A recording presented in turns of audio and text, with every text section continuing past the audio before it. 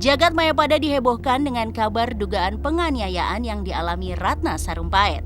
Publik yang terlanjur percaya kabar itu pun sontak mengecam aksi tersebut. Namun siapa sangka, kabar yang sekejap membuat gaduh itu hanyalah rekayasa kebohongan Ratna Sarumpait itu sendiri. Lantas seperti apa pernyataan Ratna Sarumpait? Berikut rangkuman Cumi Top V.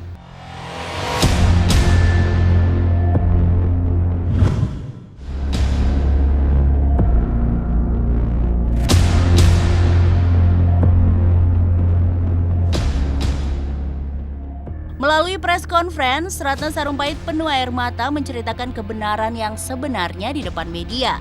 Ternyata luka lebam pada wajahnya itu bukan akibat penganiayaan, melainkan sebuah hasil operasi dari proses penyedotan lemak. Tanggal 21,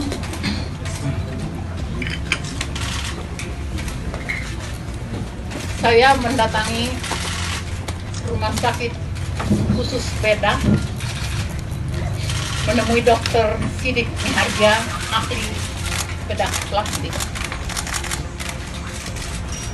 Kedatangan saya ke situ karena kami sepakat beliau akan menyedot lemak di sisi kiri kanan saya. Dokter Sidik adalah dokter ahli bedah plastik yang saya percaya, yang saya sudah 3-4 kali ketemu. Tetapi setelah operasi dijalankan pada tanggal 21, tanggal 22-nya pagi saya bangun, saya melihat muka saya lebam-lebam secara berlebihan atau secara tidak seperti yang saya alami biasanya. Waktu dokter Sidik, saya tanya ini kenapa begini, dia bilang itu biasa. Dia bilang. Intinya begitu, jadi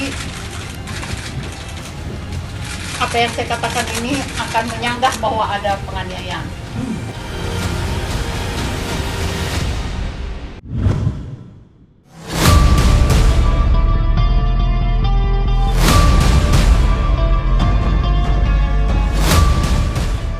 Yang mengejutkan, alasan Ratna melakukan kebohongan ini semata hanya untuk menjawab pertanyaan keluarga kecilnya.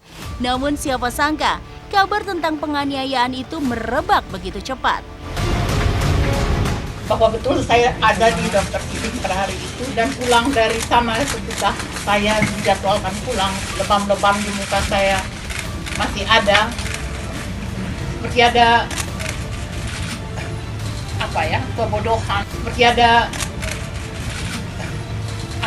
kebodohan yang saya nggak pernah bayangkan bisa saya lakukan dalam hidup saya.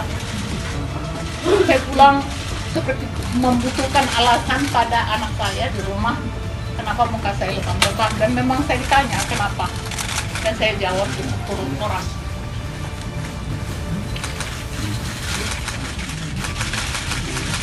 Jawaban pendek itu dalam 1 minggu ke depannya kan terus dikorek, kan namanya juga anak, lihat muka ibunya lebam-lebam, kenapa? Dan saya nggak tahu kenapa, dan saya nggak pernah membayangkan bahwa saya akan terjebak dalam kebodohan seperti ini. Saya terus mengembangkan ide pemukulan itu dengan beberapa cerita seperti yang diceritakan. Ada kebenarannya dengan apa yang saya katakan pada anak-anak saya. Jadi selama seminggu lebih sebenarnya cerita itu hanya berputar-putar di keluarga saya dan hanya untuk kepentingan saya berhadapan dengan anak-anak saya. Tidak ada hubungannya dengan politik, tidak ada hubungannya untuk keluar.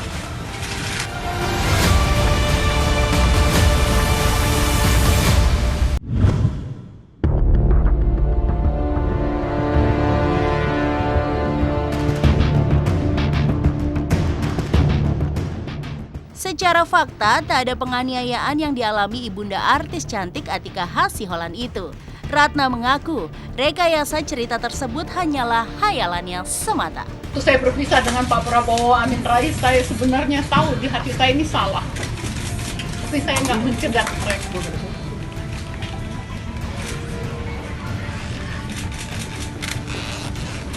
Itu yang terjadi. Itulah yang terjadi.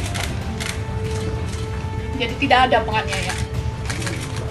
Itu hanya cerita khayal entah diberikan oleh setan mana ke saya dan berkembang seperti itu. Saya tidak sanggup melihat bagaimana Pak Prabowo membela saya di dalam sebuah jumpa pers. Saya nggak sanggup melihat sahabat-sahabat saya membela saya dalam sebuah pertemuan yang digelar di sini. Saya sholat malam tadi malam berulang kali. Dan tadi pagi saya mengatakan pada diri saya, stop.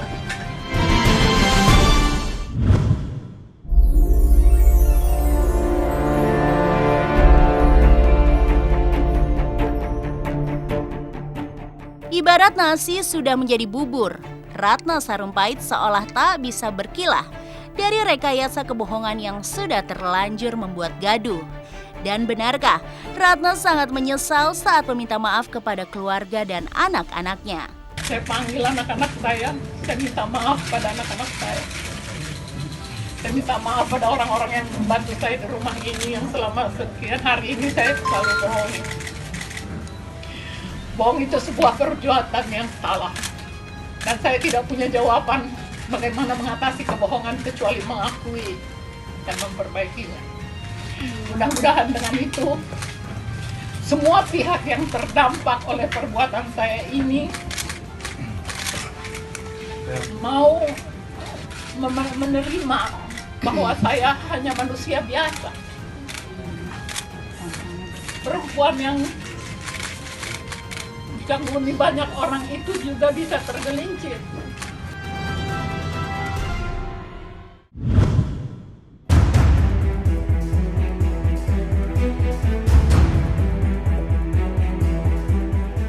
Dengan sangat menyesali perbuatannya, Ratna pun mengakui dirinya seorang pencipta hoaks terbaik di Indonesia.